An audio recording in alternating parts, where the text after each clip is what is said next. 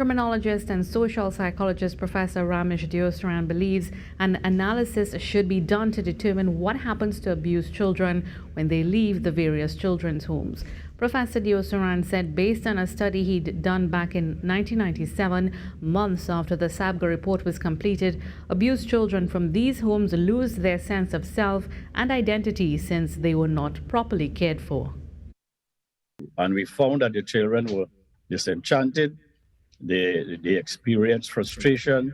So they had no goal set. They had no goal set. That they were not trained to think about a future. So we discovered all those things, and I believe then, and more so now, that we ought to look at where these children go.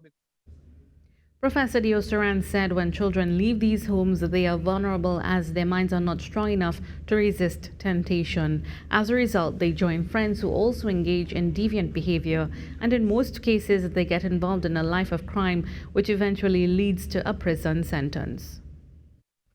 And with that vulnerability, they enter into gangs, because in gangs, they get shelter, they get their self-esteem restored, ironically. They gain some respect from their peers who are also gang members. So we create a new channel, an alternative lifestyle.